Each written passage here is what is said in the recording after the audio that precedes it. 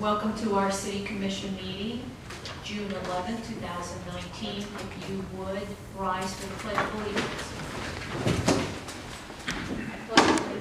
To the flag of the United States of America and to the republic for which it stands, one nation, under God, indivisible, with liberty and justice for all. Please remain standing for 10 seconds of silence.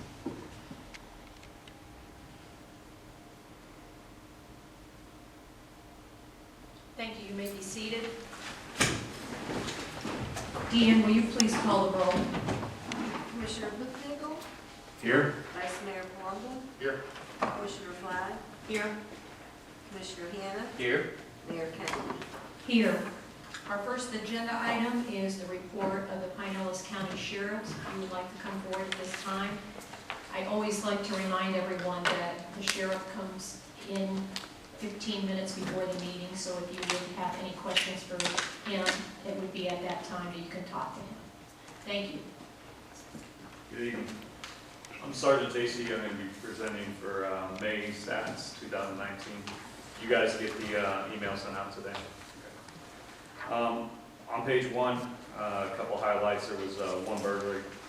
The ag assault that it says for May 2019, I went through the computer system, our reports. I can't find that. So I have a email to our analyst to find out exactly what that is. I'll get back to you guys on that. 3 larcenies. Page 2, we had 14 people arrested and 18 charges.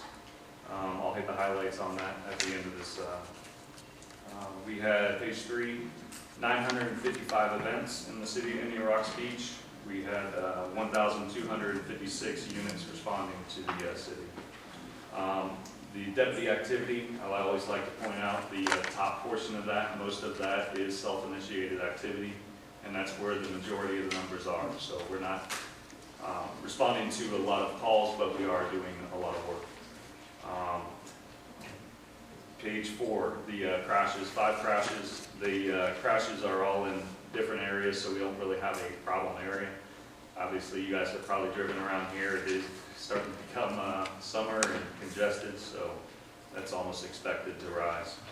We had 359 citations, and that is 4 different areas.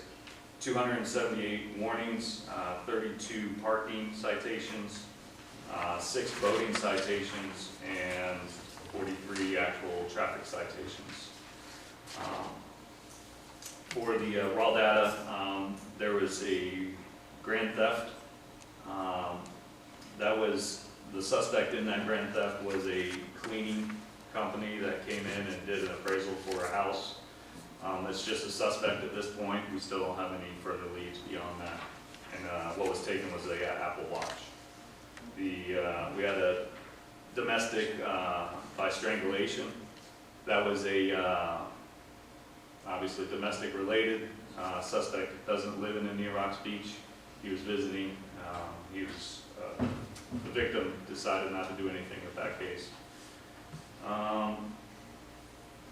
There was a burglary of a condo, and it looks like at this point that the door was left open throughout the night. There was they fell asleep, and 2 cell phones and some money was taken off the counter.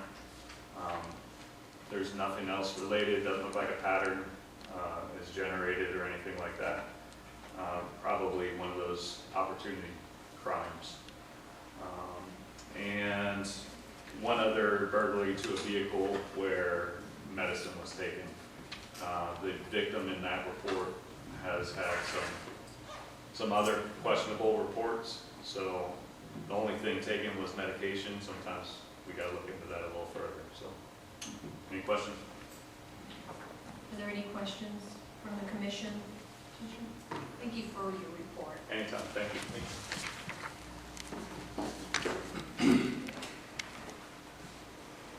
We're going to go into public comment at this time. Any member of the audience may come forward, give their name and address, and state any comment or concern that they may have over any matter which the City Commission has control, excluding agenda items. Each speaker will have a limited time of 3 minutes. Is there anyone who would like to come forward at this time?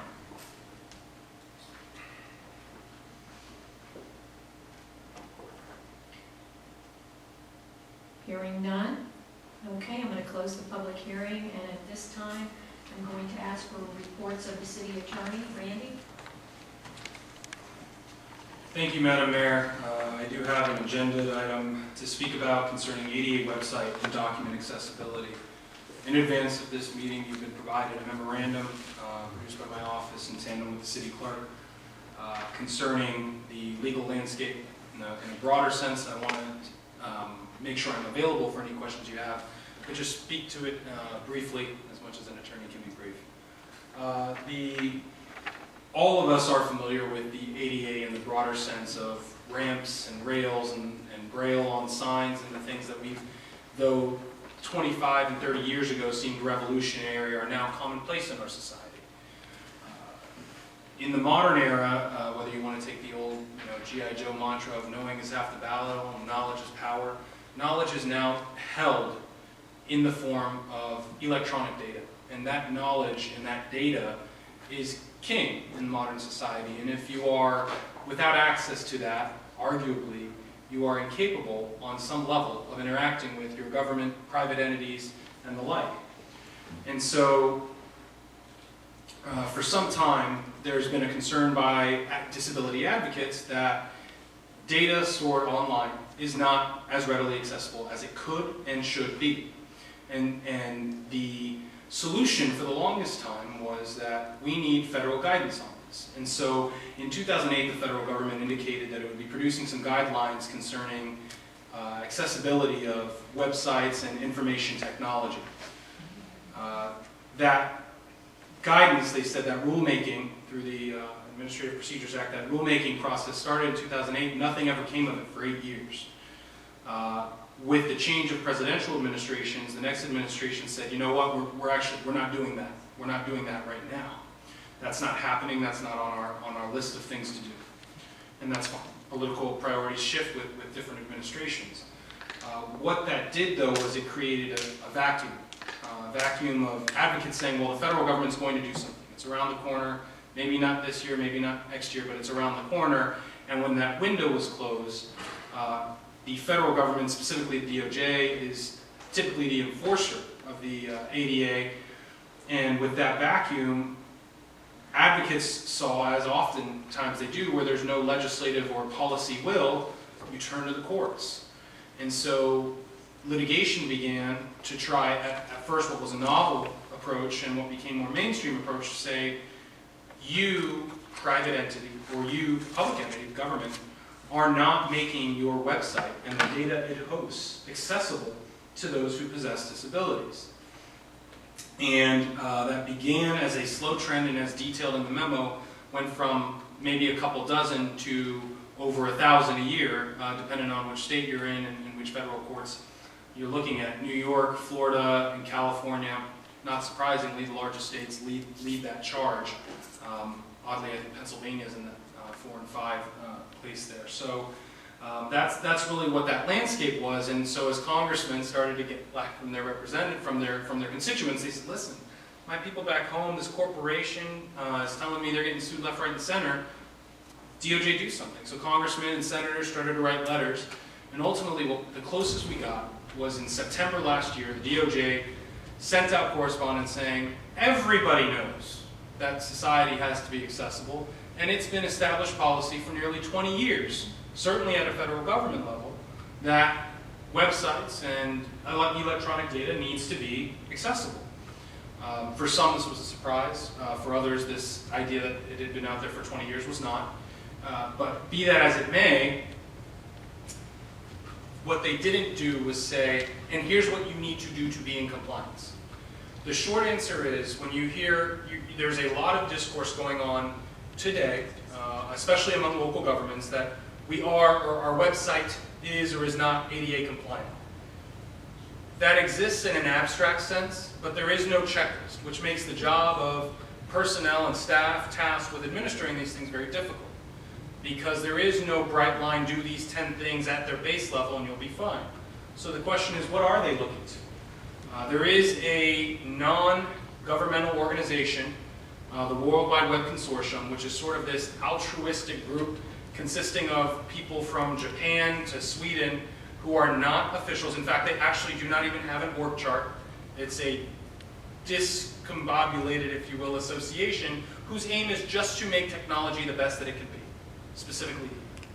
And so what they've done is say, well, in our aim to make the internet what we envisioned it when we developed it, because a lot of these people are the shareholders who were at the forefront of that, they say, here are some things that you could and should do to make your website accessible, to make a website and the data hosted thereon accessible. These are called the Website Content Accessibility Guidelines, commonly referred to as WCAG.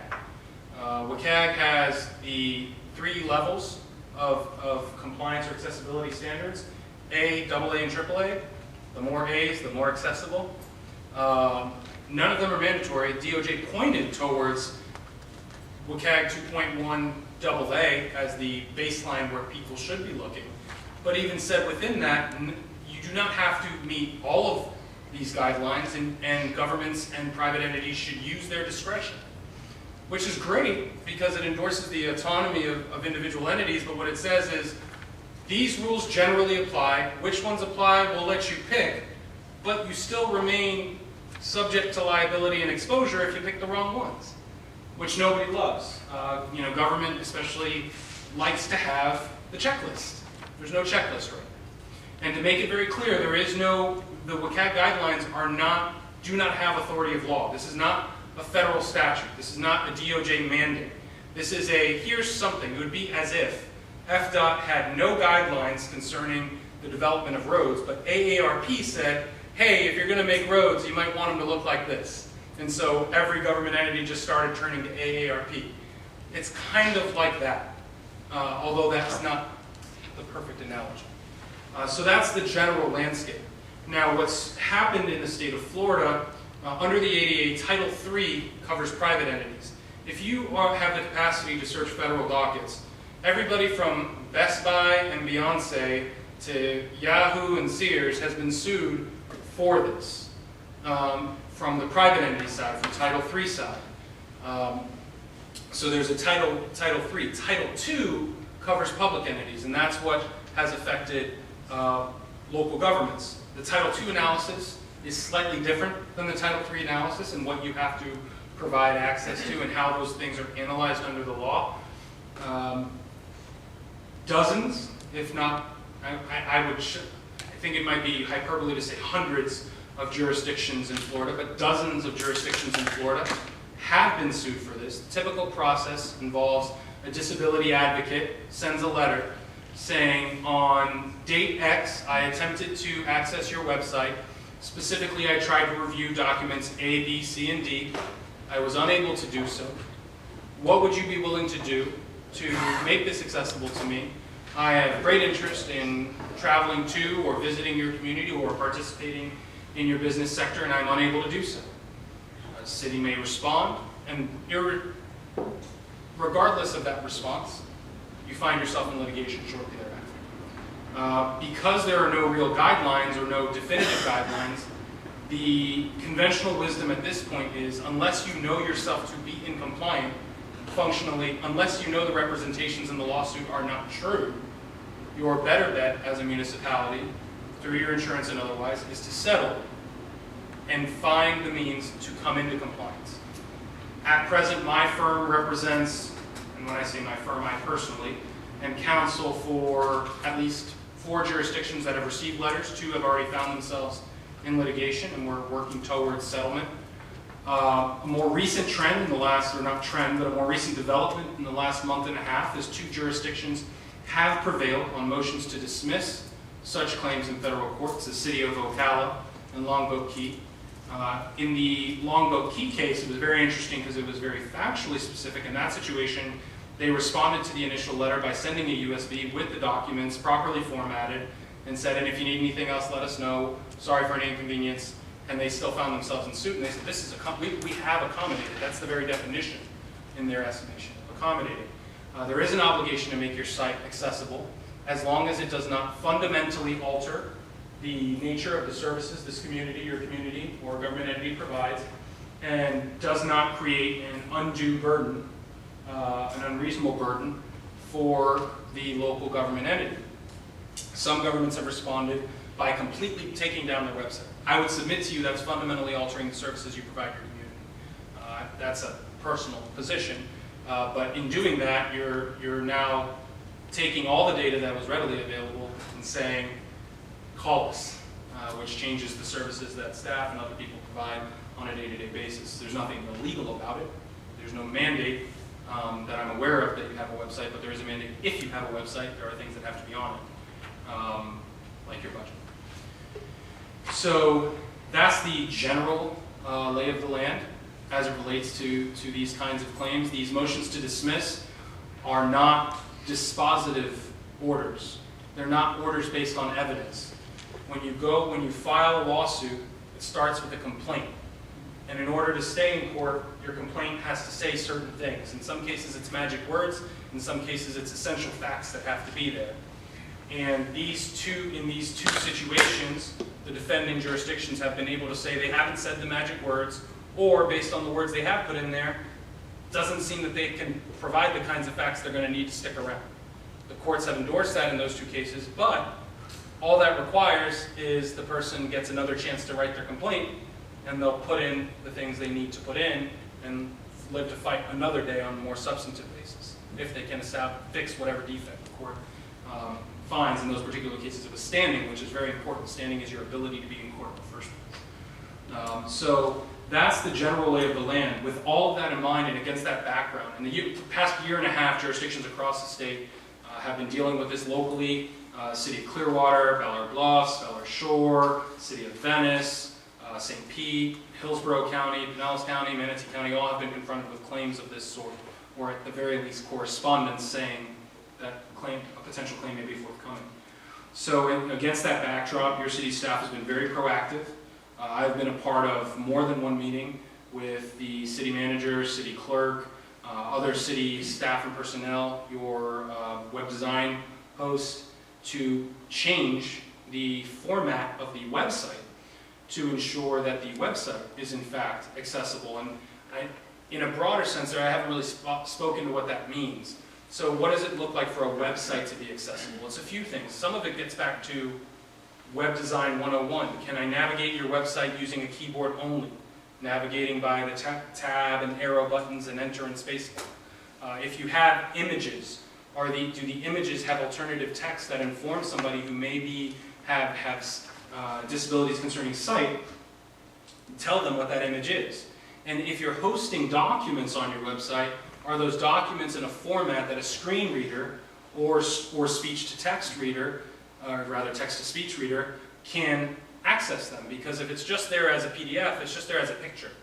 It does not decipher that there are letters in it, but if it's there in a PDF archive or PFA format, or other formats that are compatible with screen readers and text-to-speech, then it recognizes the individual characters and can read those things to somebody who requires that assistance.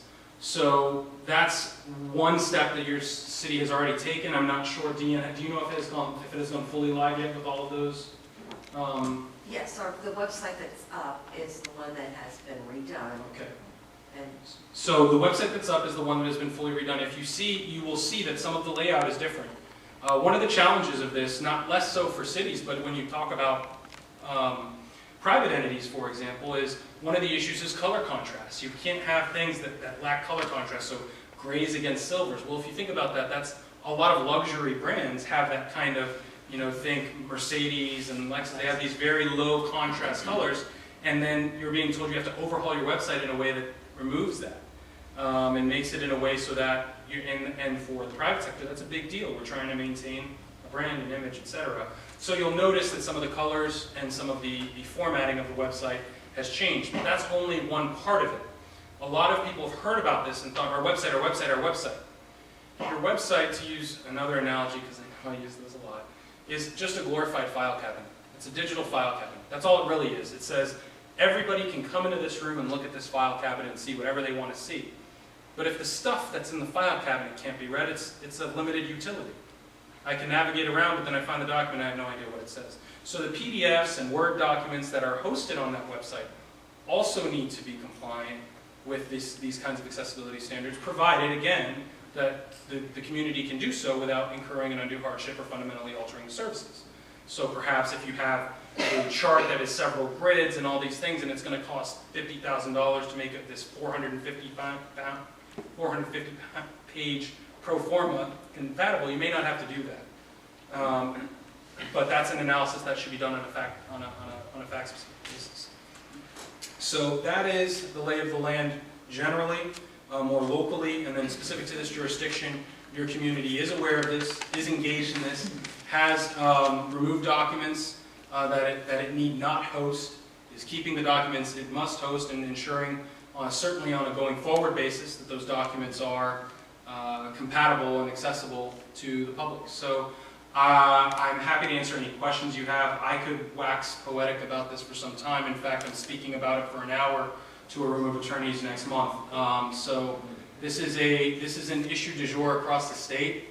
As the resident millennial in my firm, I've been charged with figuring it out. But I'm happy to answer any questions you might have about this issue more broadly.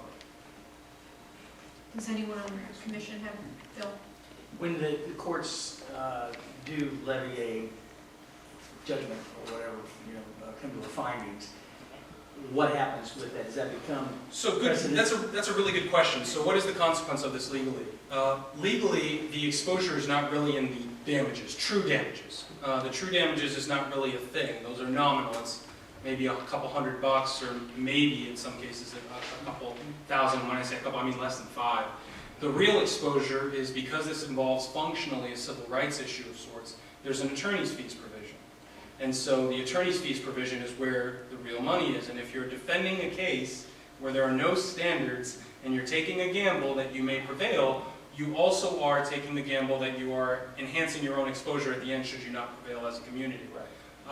So that's one of the challenges. And aspects of this are all on appeal all the way up to the Supreme Court right now, and from other jurisdictions out of the 11th Circuit. So that is the main thing. But really what they get out of this at the end of the day is a judgment that says, you know, City of Acme have to come into compliance with accessibility guidelines in the form of WCAG 2.1 AA by date certain in this format, and you get a judgment to that effect, and then that's a judgment that someone can enforce, and in the future, if you're found in breach of that judgment, there may be a penalty provision already built into that judgment. If you are not, and somebody makes a claim, liquidated damages are to be X, that might be something. So, for that reason, jurisdictions are much more inclined to enter into a settlement, because if at the end of the day, our exposure is a judgment, fine, I'll agree with you right now for a fraction of what I'm going to pay all these attorneys to fight over, to just say, fine, here, let's settle this now. I'll agree that I have exposure, and I will commit in a contract, a settlement agreement,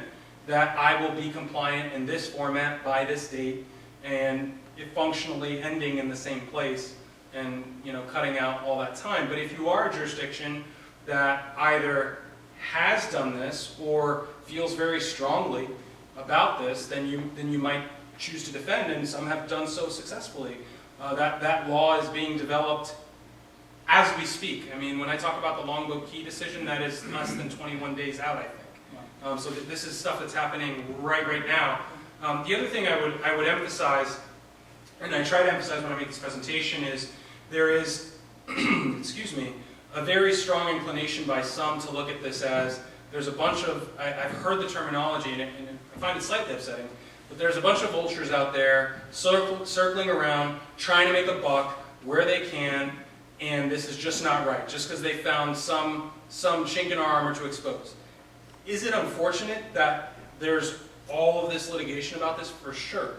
But understand, if you are in the position of somebody within this demographic, and you've up till now turned to your federal government to enforce this, and the federal government has said, the agency that's tasked DOJ has said, we're not going to do anything, and they point to Congress, and we all know where Congress is right now, of all the things that they're concerned with. This isn't suddenly going to pop into the hopper, and you're an advocate, or just somebody who, let's take, for example, in your own community.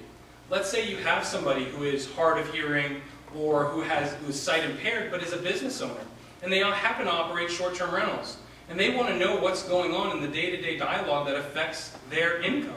And they're incapable of saying, oh, well, it's all posted to the website. go to the website and see the draft ordinance and see our proposals. But I can't. It's not in a format I can read it or access it. That becomes challenging. And so there are competing narratives out there, and I think there is some legitimacy to say some people may be exploiting this legal liability and exposure, but there is also legitimacy to advocates trying to secure rights that up until now, entities, private or public, have either chosen to ignore or not been aware that they must come into compliance with. I say that because when I was in college, I happened to be a very stubborn jock and broke my foot, and I spent a good 8 months of my college career in a wheelchair. And I was involved in disability rights advocacy, and what was very interesting was finding that somebody who I worked side by side with in college is one of these plaintiffs. You know, and they're one of the lesser active plaintiffs, but you can see, you can start to see, okay, understand that there is humanity to this, and there is process to this, and while there is also a concern, it's not a good look to be going out in your community and saying, we're going to fight disability rights advocates left, right, and center. Even if you have a good defense, you may want to be mindful of that element as well. So it's a difficult issue to balance the equities of, and I think that's what the lawyers who are arguing over this are trying to do.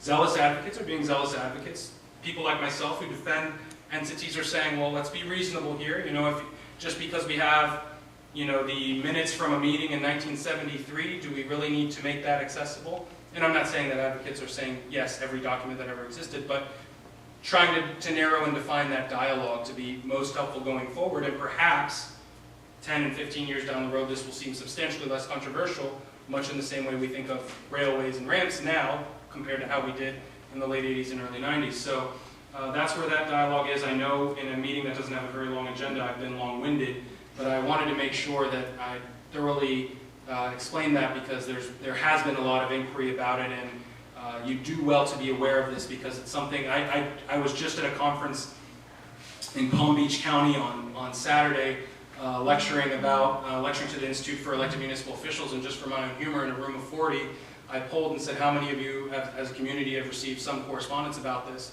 And it was easily 80%. Wow. So just something to be mindful. Is there anyone else? Nick? Yeah, there's services that you can subscribe to that will scan your website, provide you. You can go to some websites, you can enlist some companies that will assist in scanning your websites. One of the challenges in doing that is they've been found to be roughly somewhere around anywhere from 30 to 50% accurate, depending on which one, and depending on how it's formatted, you have to have them scanned page by page, which in a city like yours may not be too bad, but let's say you're a county and you've got a sheriff's office, a clerk, a jail, and all these subdivisions, it becomes very onerous. What some communities have done is, to the extent they have persons in their community who possess those disabilities and may use those elements or auxiliary devices, ask them, hey, would you be willing to come beta test our platform and help us identify where the bugs are? We think we've run a scanner, we've enlisted their help, we think we fixed it, but if we haven't, please let us know. So there's a lot of creative solutions as well. Anyone else on the commission? Okay, at this time, we're going to have a capital projects update. Our city manager, Greg Mims, is away at the FCMA conference that he has to attend annually once a year. So, Dean Sherman, if you would like to present our Thank you, Mayor. capital projects. On our fiscal year 19 stormwater drainage, we've completed some extensive work on positive outfall drainages in the 27th Avenue and Bay Boulevard area, and at the Holiday Inn harbor side there.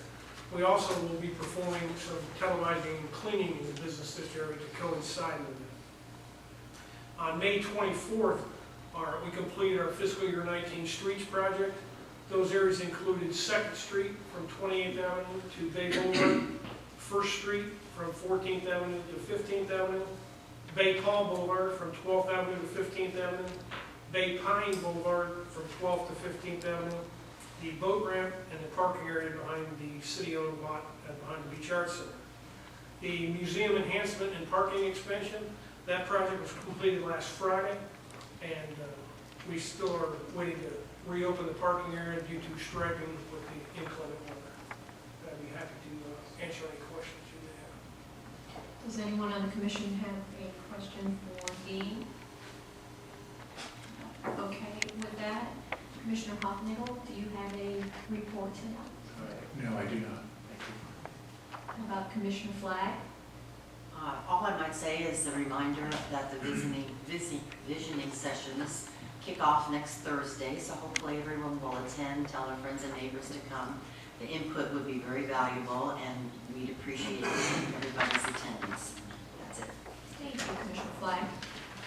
Commissioner Hanna, do you have a report tonight? The only report would be to invite everybody Friday to the Flag Day ceremony. It will be here at noon. And as I look back, they have gotten smaller as far as participation. It used to be, we'd see families and grandparents and the young kids, and it was really quite a celebration. And maybe that's just a snapshot of what's happening with our country across the landscape today. But this room can certainly show up and bring some friends. We'd love to have you. Thank you. Thank you, Commissioner Hanna. Vice Mayor Longo? Yeah, so I was also going to mention Flag Day, and Dean, thanks for the update. The drainage on 28th, I was waiting for some rain, because we haven't gotten any in a while, and it's really a tremendous difference in the amount of standing water. It's really gone down considerably, and I know some of the folks that live around there have had a lot of complaints over the years, and after speaking to them about the cleanup and what's been done there, there's a lot of positive feedback, so great work on that one. I know you guys are continuing to work hard around the city on different places, and so far, so good, the work that's been done. Thank you. Absolutely. And the other thing I was just going to mention, and it's in my inbox, the proposed budget is out, and I look forward to reading through it a little bit more detail, but I definitely encourage as much input from the public as possible. Thank you. I'm going to give you just the basis of our calendar for the month, so in case you don't know, you've heard some of the commissioners have mentioned some of the dates. On Thursday of this week, the 14th, from 6 to 7:30, the Homeowners Association will be at Seaweed, so everyone's invited if they would like to attend. Again, Friday is June 15th, and that will be our Flag Day ceremony, which, to the best of my knowledge, is the only one in this county. So hopefully you will attend at noon, and we will have refreshments. On July 19th, as Commissioner Flagg brought up, which is that's a Wednesday night at 5 p.m. will be our visioning sessions that we've been looking forward to, and I hope that all of you will attend that. On the first, June 19th, did I say July? Okay, apologize. On July 1st is conversation with the mayor, that is from 4 to 6:30, and that is here in the City Hall, and it's a Monday. On July 4th will be I think this is our 4th cleanup, the beach cleanup, where we hand out biodegradable bags at about 10 to 12 of our accesses. And Krabby Bill's will have it on their website probably in about 7 days. And everyone can sign up at that time. And then, of course, on the 5th in the morning around 8:30, then we go out back to the beach and we see if there's anything we can help the staff with at that time. On July 9th will be our next commission meeting, and that'll be at 7 p.m. I wanted to bring to your attention, I don't know if any of you or some of you have ever heard of this magazine, Victoria. And this is the July-August edition, and our Plein Air Cottage artists have 8 pages in it this month. This is an international magazine. It is wonderful, and I've spoken to Mary Rose. I would really like for the documentary to be presented again, and hopefully in the fall we'll have it here, but if you haven't had a chance, there's a great focus on Indian Rocks Beach, so I hope that you will try to get a copy of that. I wrote an email to the Florida League of Cities because time and time again, I think about all of the great initiatives and projects and events that we have in Indian Rocks Beach, and I really think that our city is special, and I wrote an email to Casey Cook, and I received right back an email from Casey, and the Florida League of Cities has a magazine called Florida Cities, and they are going to do a spotlight on Indian Rocks Beach and some of the projects and events we have. So once, I don't know how they will go about it, if there'll be interviews with people, or I will let you know, and we can get that magazine, because Indian Rocks Beach is going to be spotlighted pretty soon, I hope, in the magazine. And that being said, we will go to agenda item number 4, additions and deletions. Are there any tonight? Hearing none. Agenda item number 5, consent agenda. Randy, please read the consent agenda by title only. Happily, Mayor. Consent agenda, item A, approval of the May 14, 2019 regular city commission meeting minutes. Item B, finance and budget review committee. Sub 1, reappointing Frank Waters to the finance and budget review committee as a regular committee member with a term expiring May 31st, 2022.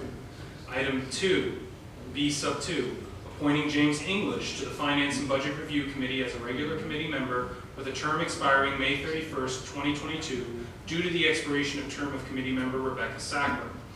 Item C, Planning and Zoning Board, sub 1, reappointing Joe McCall and Frederick Rick McFall as regular board members to the Planning and Zoning Board with terms expiring May 31, 2021.